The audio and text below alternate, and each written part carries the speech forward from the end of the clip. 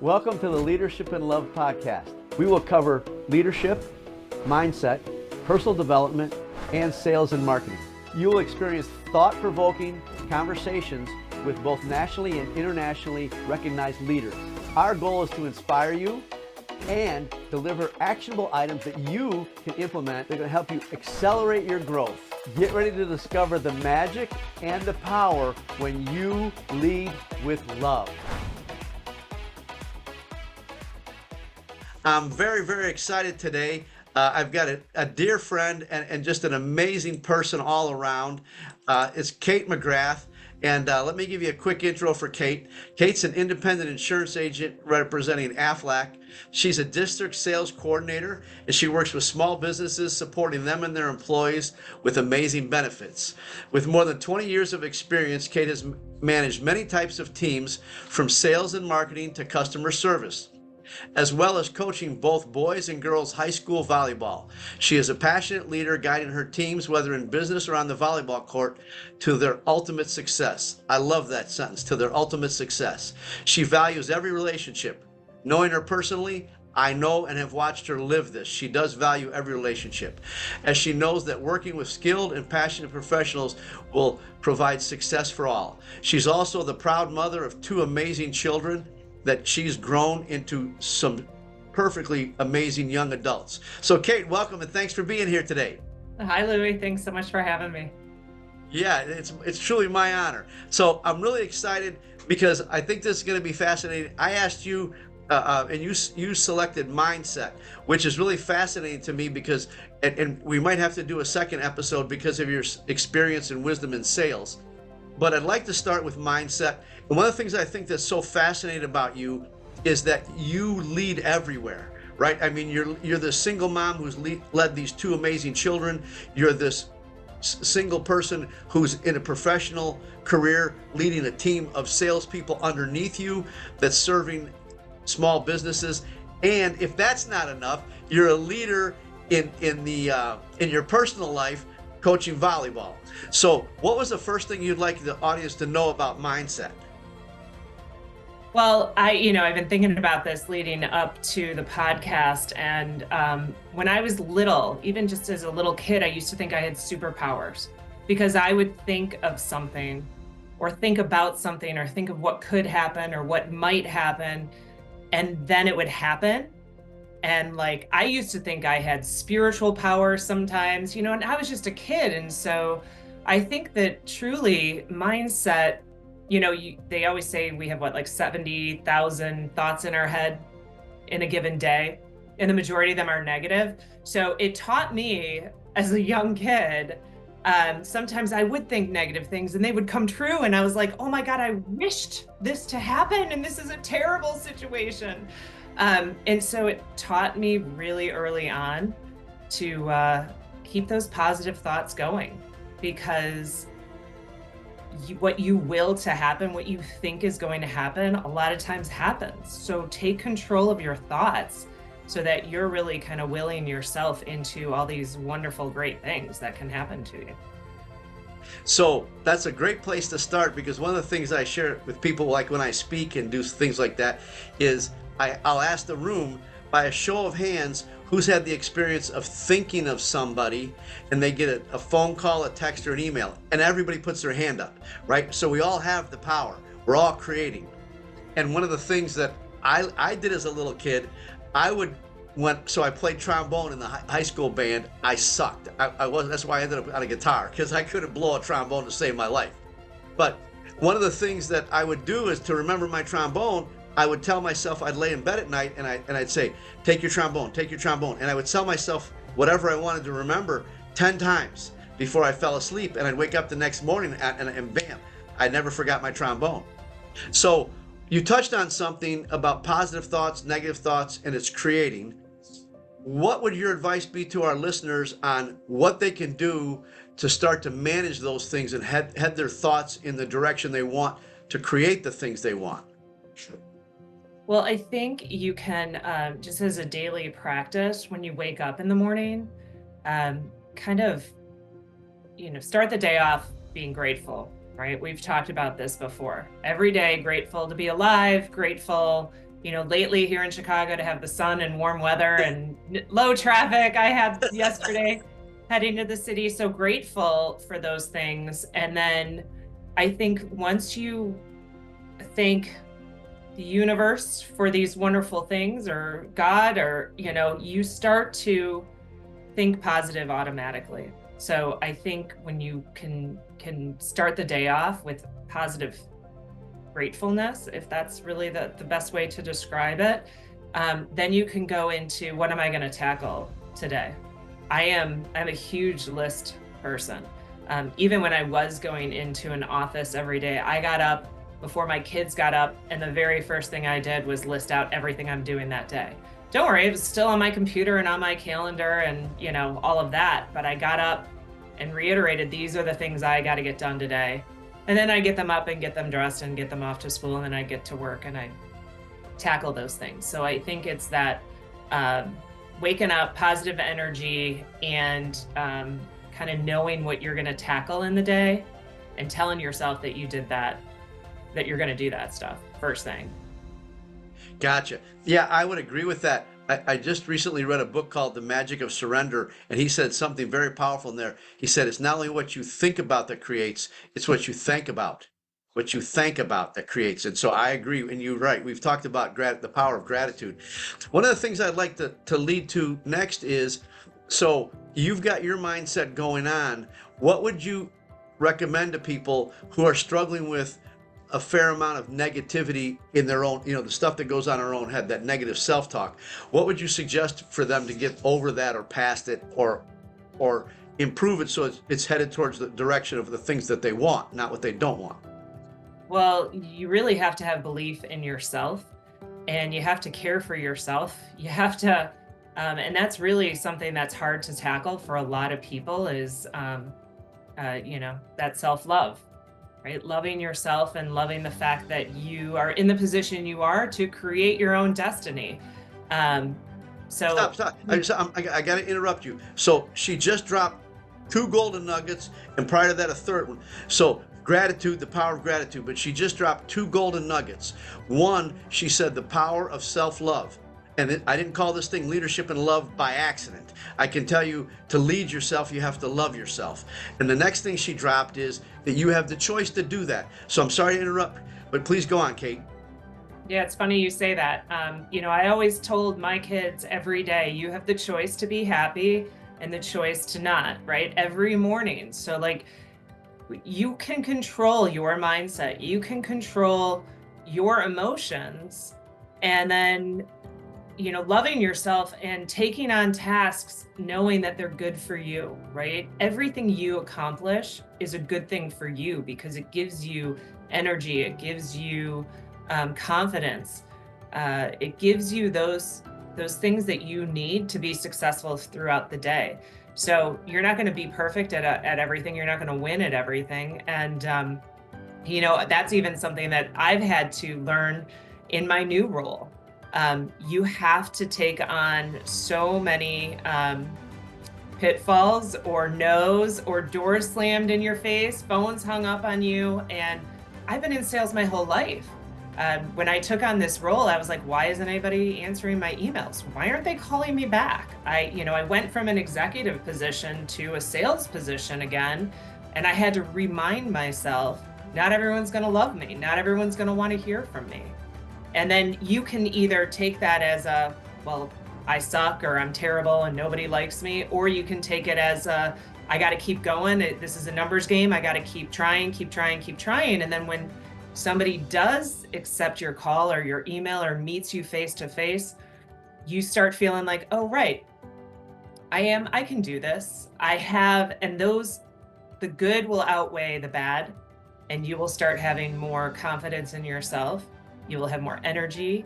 You will have more drive. I work with new agents, and I know I've been there. I've been there on those days when you're like, I can't make another call. I can't contact somebody who's going to be like, I already talked to somebody like you. Leave me alone. But you have to say, okay, I don't care about that person. And you start to feel sorry for them a little bit. Like, oh, I feel bad that they're not going to get to work with me because I'm awesome. Right? You have to almost take that mindset that feel bad for them that they're not going to get the products and the services that you're able to offer them, and just move on to the next one. And then go back to them in 6 months. Every time you get better at something, you create more confidence, you are more passionate about what you're doing, and you can go back to that person and try them again. And if they say no and slam the phone down again, you try them again 6 months later, or you mail them something. It's that you have to get over that hurdle of feeling like, oh, I don't have the confidence, I don't have the skill set, I don't know what I'm doing, to taking every win and just building on it. I always say almost everything's contagious, right? Negative thoughts, contagious. Positive thoughts, contagious. Wins, contagious. I coach volleyball. Missing serves is contagious. All of a sudden, everyone's missing a serve. Getting aces is contagious. Everyone's crushing their serves. So, everything can build on itself. So you have to let the negative go and just ride the wave of all the positive. And you start to think differently. There's that mindset.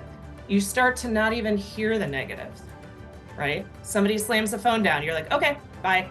You kind of laugh it off. You're like, oh well, next. You get on to the next thing. And you do that faster and better and faster and better and with more ease every time. So again, Kate, thank you so much. So she just touched on 2 other golden nuggets that I want to make sure that you grasp as audience members, whether you're listening or watching. One of the things that she just said is persistence. You'll notice she said you keep going, you keep going, you keep going, you keep going. And so remember, it's not about the quantity or quality on a specific day. It's about consistently going at it every day.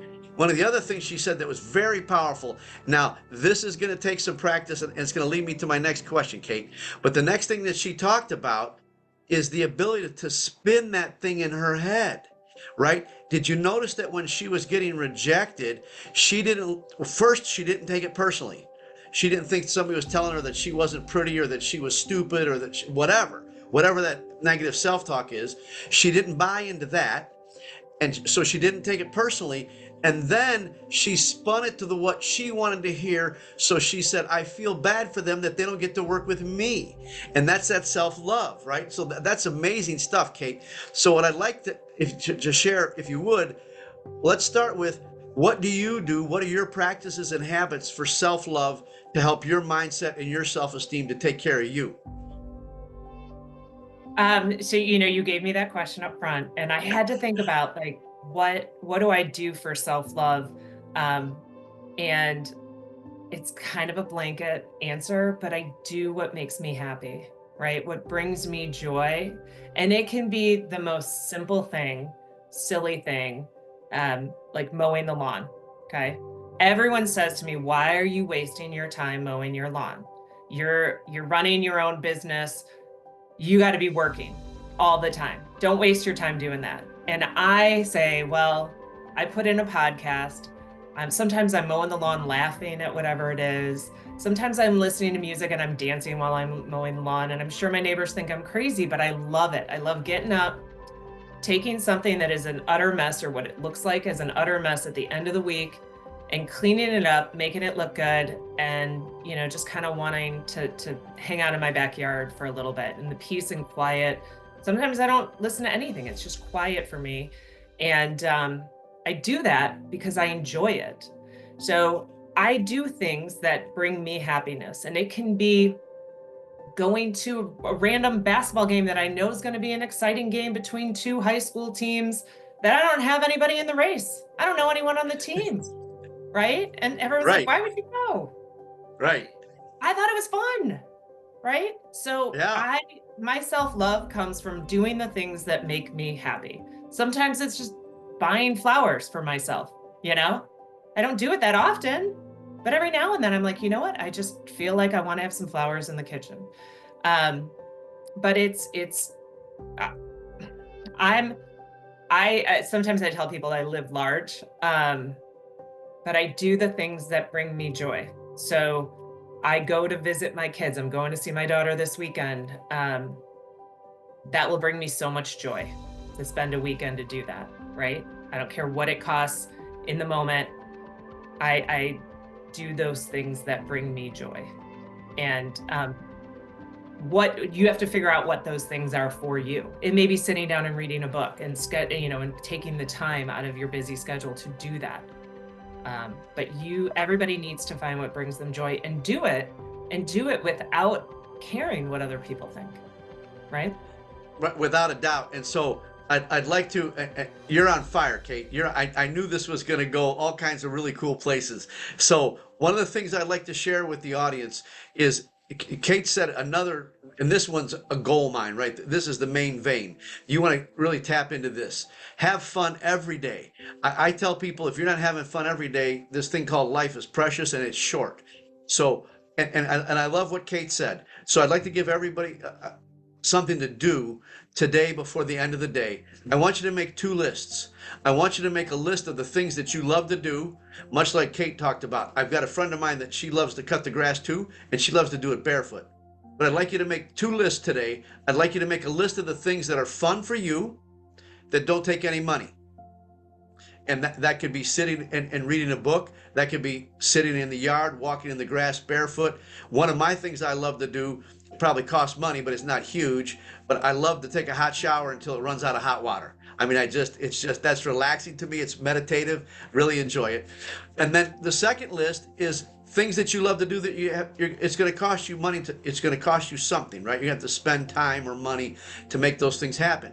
But at that point, you've got 2 lists, and not having money is not an excuse not to have fun. Because like Kate said, and again, this is a gold mine here, is that you can do stuff that's fun that doesn't take any money. And often, for me, and Kate, you may be able to speak to this too, often those things are some of the most fun that you can have because you're not spending a lot of money, and it just simultaneously breaks into some really good times. The next question I'd like to lead into is, as a leader, both in business for your sales teams that you're building, and as a volleyball coach, and you're a prior player as well, what would you suggest to our listeners as a leader to help the people that we're leading change or become aware of their mindset? Well, I think a lot of times you can help guide them by example, right? If you show up every day and you're like, isn't it an awesome day, even though it's like a blizzard outside or whatever? I mean, we have our market leader for Aflac here, Joanna Rockwell. She's amazing. And she would have these Friday morning meetings at 7 a.m, and everyone's half awake, and she's listing off what everyone did for the week. And then she's like, all right, guys, go out there. Today is a great day to market, right? To get out in the field. It could be a blizzard out.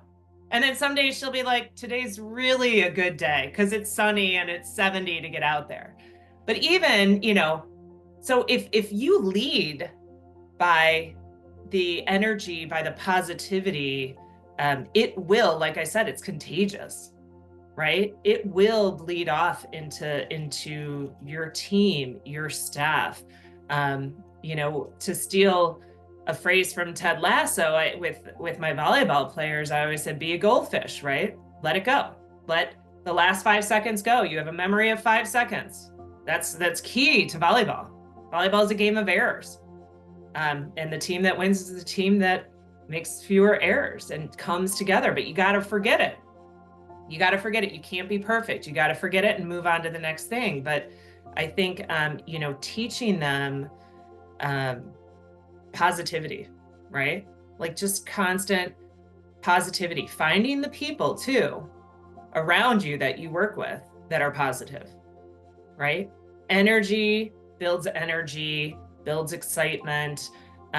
You definitely will have negative people that you work with in your life, on your team, and you've got to kind of push them out and suck in all the energy from the positive ones. I know we've talked about this before too. I love talking to people who give me energy, and there are certainly people who take energy, right? And so you got to surround yourself and build off those that just ricochet energy off of you. And it starts with you as a leader. It starts with you. When I was on an executive team for a company and we would meet, the leadership team would meet, I would tell them they have a moral obligation to be positive and happy every day that they come to work. And some of them would laugh at me, and I could tell you they were never 100% positive. But I would say you have an obligation. You have a team.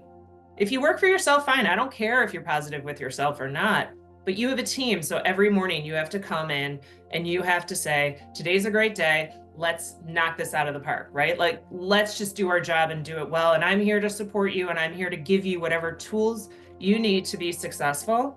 But we're going to rock this day. This is going to be an awesome day. And if you can't, as a leader, show up and do that, then you're either not in the right position, or you need to take the day off and do some self-love and get yourself back to having that positive energy, right? So as a leader, you got to lead by example.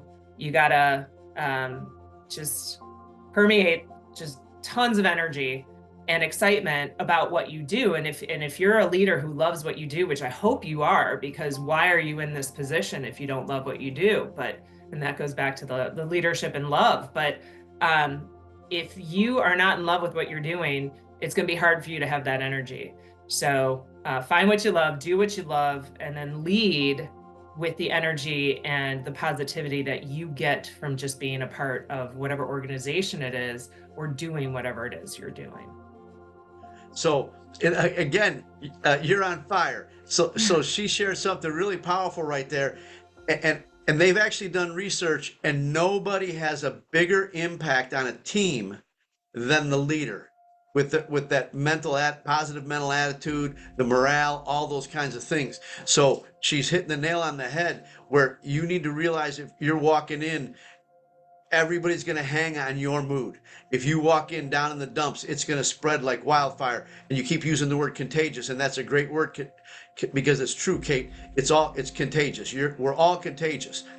The other thing you talked about was people that are positive and negative, and it's one of the reasons why you and I kind of hit it off right off the bat. And so what I'd like you to share is, what would your advice and coaching be to somebody? So there's somebody on their team. At what point do you try and coach them up? At what point do you cut them free? A good question. It's funny, as you were leading into that question, I was like, well, I don't keep people on my team who have negative energy. But yeah, I mean, you got to see, and it's interesting because as a coach, I'm a freshman high school coach. Okay, which I love that level. I get 70 or 80 girls trying out every year. Okay, I keep 24 this year I kept 31, or last year I kept 31, which is the most ever. Okay, and I do weed out the negative energy, right? Okay, I look at skill level, I look at everything, because negative energy can cause a terrible effect and terrible outcomes. But there are definitely players that will come in and they'll get frustrated. And I know they have the talent, and they'll get frustrated because things aren't going their way. Or a sales rep works really hard and starts getting down, right? And you see them really start to kind of become negative and kind of closed up. And the thing that works most for me is helping them get little wins, right? Let's find those little wins, but always telling them that I believe in them, right? I gotta interrupt. Repeat those two things, please. That's gold too. So finding ways to help them get little wins, right? So if it's on the volleyball court and it's a kid who's not playing as much, and I put them in, and I know they're going to be successful in whatever role I put them in that moment, right? I got to find you a win, whether it's going in to just serve 2 balls, whatever. Find that little win, and then help them believe in themselves, right? Because I believe in them. And when you continue to believe in someone, especially if they're struggling, they start to believe in themselves to be able to do it. And, I think of one of the players I had last year, she really struggled throughout the season. And I would sit down with her and I would say, this is all mental, back to mindset. I'd say, this is mental because I know you have the skill set.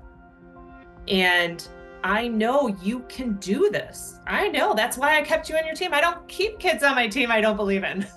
So anyway, but she pulled it together, had just an amazing game. I put her in a position that was a pretty important position. And I said, I need you to do this, and I know you can. And she did it. And from that point on, she never had any doubts that she belonged where she was. She belonged on the team. She belonged on the court. She could do anything I asked her to do. But it was just, so believe in them. Tell them you believe in them so that they start to believe in themselves, and then find ways to give them little wins. Because the more they win, the more they can celebrate, and celebrate them too publicly, right? Like, I'm big on that too. Reward, celebrate, really keep everyone engaged with those that are succeeding at every level of the position that they're in. Because the more they get those little wins, the more they're going to want those little wins. And, I've said this before too, that I don't babysit, whether it's in business or in volleyball, right? I'm not your leader to babysit and watch everything you do. I put you on my team because I trust that you will do these things, and I trust, and I know that you will, and you have the ability to succeed. And so when you put those people in those roles and you believe in them and you trust in them, they start to trust in themselves. And you become more successful as a leader, as a team, because everybody's doing their own thing. They're doing what they're being asked to do, and you don't have to babysit them and take care of them. But every now and then you do have to get them over some hurdles, and it's kind of fun to do it. It's kind of a little challenge in there. Yeah. So again, Kate touched on a couple of things I think very, very important. And one of them is, and I've worked with enough teams over the years to know, it's amazing how one negative person could suck a whole team down, right? And so at some point you have to make that hard decision. But to your point, Kate, the sooner and the faster you make it, the easier the whole team is going to be better. The other thing that Kate talked about is something I think is very important that most leaders don't take the time to do on a regular basis. There's a great book I read a while back called Well Done. But one of the things that Kate was just talking about is, are you on a regular basis looking for your people doing things right? Are you appreciating them in public for the things that they're doing right? Because what Kate was talking about is how she builds up their self-esteem and their self-confidence and their self-worth. And one of the things from some of the research that I've done and read is that most people in the workplace, the thing they're longing for the most is acknowledgement and appreciation. And so when you're doing those things, Kate, I think that's very powerful. One of the things I think that's also very interesting that you touched on is when you have that person, is there something specific you'd like to share with our listeners about how you kind of approach them? Because it's not the same with every player, right? Some players, like if you got a Michael Jordan, that's a whole different approach to what you got to appreciate and do with him versus somebody that's, maybe like a Ron Harper. So could you talk about that a little bit? Well, definitely as a leader, you do need to know how to approach each individual. And I learned that early on when I was in college playing volleyball. My coach sat me down and I was a freshman, and she said, how do you want me to coach you? Do you want me to yell at you and get in your face and, all of that? Or, and it was so funny. I was taken aback by it because I was like, well, I don't know. Nobody's ever asked me that before. Right. And then I had to think, I was like, what do I want? Well, I don't need you yelling at me. I'm a grown up. I'm an adult. I can talk to me. Right. Tell me. So you have to know what motivates each person. And there are those people that, yeah, they want you to get in your face. Right. They want it to be a hard, hey, suck it up. Let's go. Let's do this. You got to fix X, Y, and Z, And then there are those people that really need to kind of, you almost, this is not going to sound right, so I don't think I'm going to actually say it, but you almost need to alter their mindset in kind of a different, obviously a different way and a different demeanor, but you have to talk to them, right? I'm also very big on full transparency and checking in with whether it's my 14-year-old player or my 40-year-old agent, right? Like checking in with your team. And the more you do that, the more you get to know them, the more you get to understand how they respond to things, right? And then you can alter how you boost them, how they need your energy, right? And sometimes it's not all in your face and huge public acknowledgement. Sometimes it's just a little note, right? Thank you. You're kicking butt, like keep doing what you're doing. Just a note. That's huge. It's powerful. Like you said, people respond to that in a very powerful way when they just get some recognition for what they're doing. But it is critical to know how, sometimes, and I'm trying to think of where we did this, but I once did an exercise, and it was a leadership program, and it was you had to ask everyone on your team what was a reward to them. It could be a cup of coffee. It could be, if you did X, Y, and Z, what would be a great reward for you? And just to see the difference in what everybody would like. It's the same thing for motivating, right? Try to figure out what motivates them and what they want in recognition, because it's going to be different. It's going to be different. I have one sales rep who I used to have, and I'm trying to get him back. He just crazy energy, right? Big guy, loud, funny. He wants you to do cartwheels across the company 70 times to let everyone know he got a big sale, right? And he'll do a dance and he'll put music on and it'll be a big to-do. And he'll do that for anyone, right? Anyone in the company. But he is loud energy. And then you have agents and sales reps who are like, just a high five is all I need. That's great. And I'll get to the next one. And they're worker bees and they're just going, and they don't need as much. So yeah, I think it's really understanding who your team is and how they respond. And that's really, you just got to get to know them. I love getting to know my staff, but I love getting to know my policyholders, right? Know them, talk to them. Even the ones that aren't my policyholders. Every time I sit down with someone, I want to take away something that helps me understand who they are, how they interact, how they want to be talked to or communicated to, and what motivates them. Because I think we get away from that personal interaction way too much in the world today. And I think there's a whole generation that doesn't know how to talk to individuals because they're stuck on their cell phones. And so having that personal interaction to really understand how to motivate and how to reward everyone on your team is critical. So that's more great stuff. And so I want to put a couple of things together for you that Kate's talked about. And I'd like to tie this with what she talked about earlier about when somebody says no in a sales, put her two pieces of wisdom together, and that is take the time to get to know people, and then whatever they may give you back, don't take it personally, right? It's just an exchange of what's going on, and it's your attempt to learn to get to know them on a deeper level, because you touched on something really powerful, Kate. Most leaders think, especially in the workplace, that everybody's motivated by money. It's not the truth. It's not the truth. And some people really care about the quality of the work. And if you acknowledge them for that, then it's going to go a lot further than giving them a bonus or a raise or those kinds of things. The other thing I thought was fascinating I'd like to share with everybody, there's a very powerful question that I'd like to share with everybody. You brought this to mind, Kate, and that is on a scale of 1 to 10. So I've asked my teammates, people that work for me, on a regular basis, on a scale of 1 to 10, how am I doing as the leader? 1 being shoot me in the head now, 2, it couldn't be any better.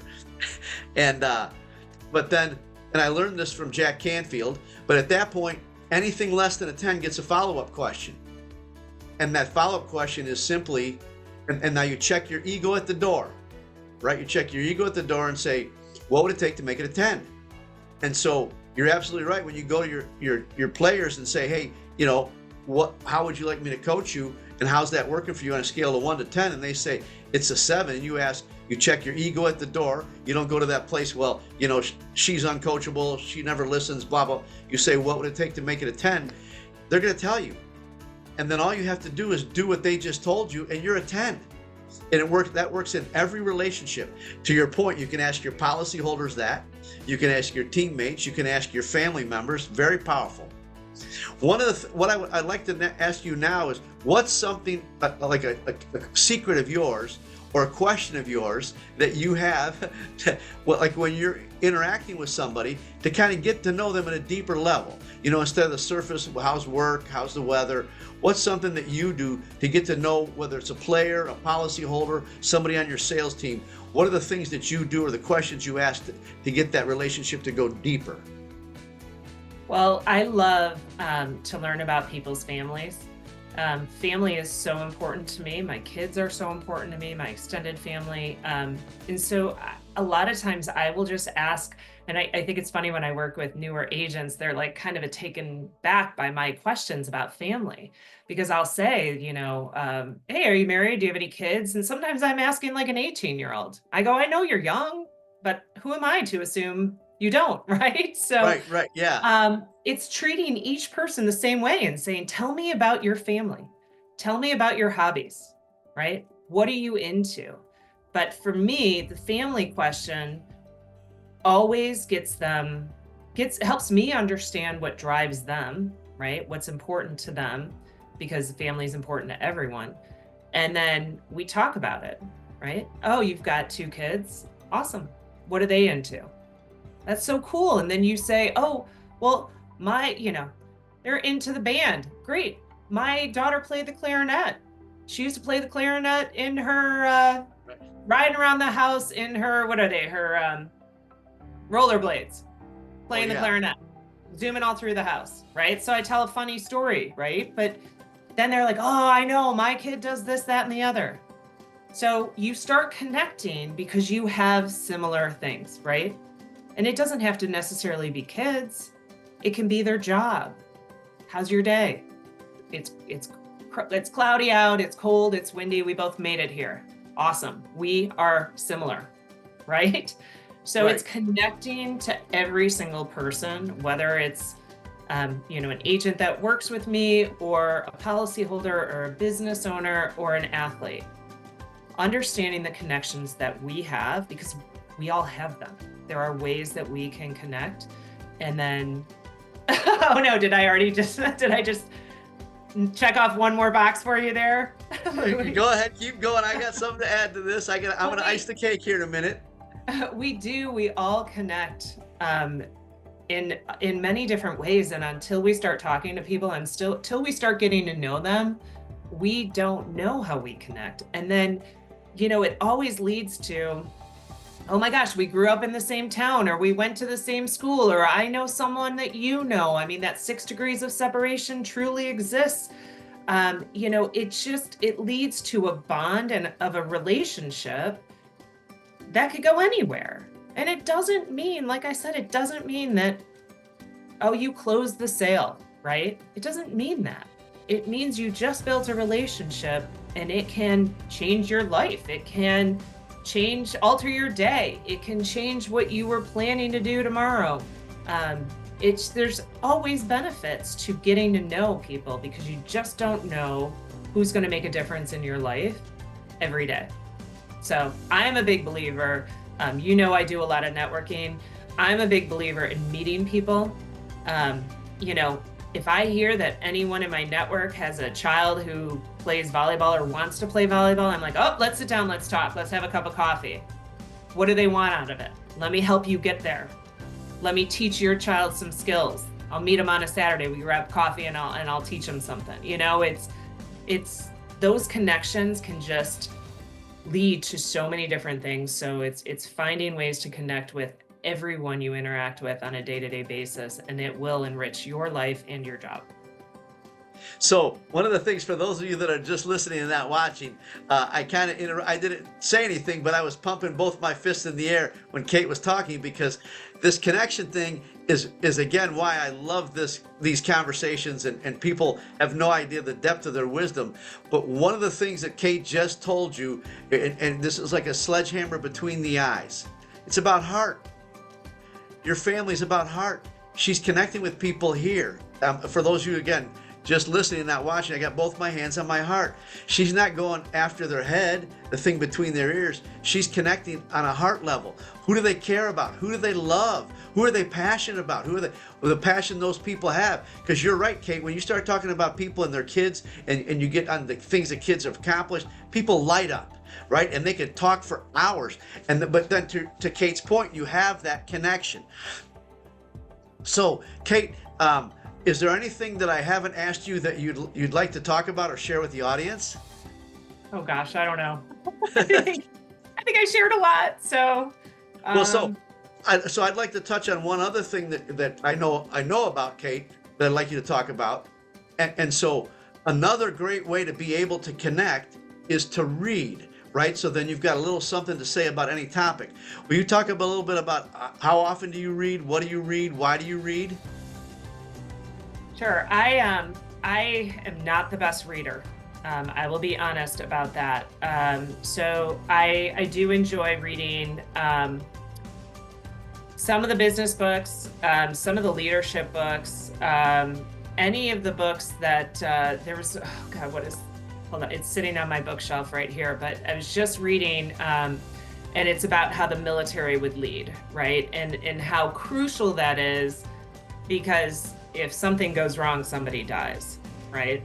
And so leadership books are amazing. I read sports books, and then I read a ton of articles. I do. I'm constantly trying to stay in touch with things that are important to my career, but I'm passionate about my career, so those are things that are important to me, and that's health in this country, sports, and I do a lot of research because I'm always trying to figure out better ways to coach, better ways to lead. And, I'm curious. So I'm constantly learning. And I think as a leader, you have to constantly learn too, because the world is changing faster than, we can even, you were teaching me things before too that I'd never used. So, we're in this whole new technology world too. So it's just anything that brings you joy, read, and anything that teaches you something, which there's so many books out there for leadership, business, sales, coaching, you name it. I'm the worst at reading though, because I have a million books and I've read the first 100 pages of all of them. And then I'm like, okay, this one just came up, but still, read and learn. It's crucial to growing, for sure. So, yeah, I would agree with that. And even if you read the first 100 pages, there's something out. Somebody told me the analogy was like putting your hand in a jar of honey, right? Something's going to stick, even if it's 100 pages. Something's going to stick on the way out. You touched on something that just came back to mind, and I'd like you to speak on it. And that was, as a leader, you have to love what you're doing. What would your advice be, or your coaching be, to somebody that's in a position, either whether they're leading a company at a managerial position or in a job or on a team of some sort, and they're not loving it? What would your advice be to them? I would tell them to find something they love, truly. I know a lot of people who maybe in a job that they don't love, or it wasn't, their dream job, it wasn't what they thought they were going to end up doing, but they got, we all take jobs to get us going, right? And then they get stuck in those jobs because they work hard, they do a nice job, and then they get a raise. And then they're like, oh, that's kind of nice, I'm going to stay. And then they get another raise. And they're just going through the motions. And they might be making a lot of money after a few years, and they're just going through the motions. It really comes down to what you had just said too. Some people want the money and recognition, and some people want purpose. Some people want something completely different. And so it's like you kind of have to find that balance. And sometimes it's hard. You don't know what you don't know, right? If you're like, I have a good job, I make a good amount of money, I'm supporting my family, I never thought I would go work for myself, ever. I was the steady paycheck, paying the mortgage, everything on time. I like consistency, and I love that. I'm done. I'm always going to work for someone. And then when I started working for myself, everyone I was working with was like, oh, I'll never work for a company again. And I was like, why? It's nice to get a paycheck every month, because then you're limited to that and only that, right? And now I work for myself, and sky's the limit. I can do anything I want. I can start a business tomorrow, right? Right. And I'm finding a way to make the money. But that's not the most important thing. There's flexibility, there's purpose, there's, and unlimited earning potential, because I can do anything I want. So I think it's really hard to get out of that steady paycheck, the job, right? It's not, to me, that's not your career. It's not your dream. It's your job. And so sometimes I think it's really hard for people to walk away from it. I recruit agents, I recruit salespeople, and they'll be like, I need to make $200,000 a year. And I'll say, I'm not trying to make you money. I'm trying to create a dream job for you where you become wealthy doing something you love and working for yourself. That's what I want for you. And you may not see it right away. Trust me, I didn't see it right away either. And then I started seeing it, and I said, I gotta make this work, because I love what I do. I love who I work with and who I work for. And I have the flexibility to be there for my family, which is the most important thing to me, right? So I guess my advice would be, find somebody who motivates you to get out of your comfort zone, to do something that you love or brings purpose to your life, affects the community, right? You are there to make your community better, and do it for yourself and your family, and not do it for somebody else, because we all can get bogged down in the big corporate job, in the fancy corporate job. And not to say they're terrible, because there are some amazing corporations out there and amazing jobs out there, and people are happy. But if you are not fulfilled and not happy in what you're doing, go find something else. There's always something there to help you feel fulfilled and make a living and take care of your family and love what you do every day, because it certainly makes it a lot easier to go to work every day. Yeah, I completely agree with that. And I'd like to add a little something to what Kate just talked about. She said something very important and very powerful, and you've been on fire the whole time. And that is, you get that first job, it's to get you some experience. But what happens is, when people get a raise, they raise their standard of living, and then they get another raise, and and then they're trapped in that job, right? Because they got the big house, they got the 2 car payments, they got all the clothes, the vacations, the credit card bills, and now they think there's no way out of that. And they've built that cage one bar at a time, right? Because every time they got a pay raise, they raise their standard of living. When you get a pay raise, but I don't want to go, I'll just leave it at that. Don't spend everything you're making, because that's what ties you to a job that's a job. And I love your distinction between a job and a career, and what you love to do and what you have to go do because you have to pay the bills. So you and I, we could go on for a while, but I'd like to ask you 2 questions. These are my favorite questions to ask to end. First one is, so if you could recommend one book, what would one book be that you'd like to recommend to the readers? So this is totally just based on true stories, but it's a book that, for me, probably touched me emotionally more than any book ever. I mean, just very emotional book, and it's 1,000 Splendid Suns, and I can't think of the author right now, but it's the same writer who wrote Kite Runner. I don't know if you've heard of it. Both books are pretty old, okay, or 20, 30 years. But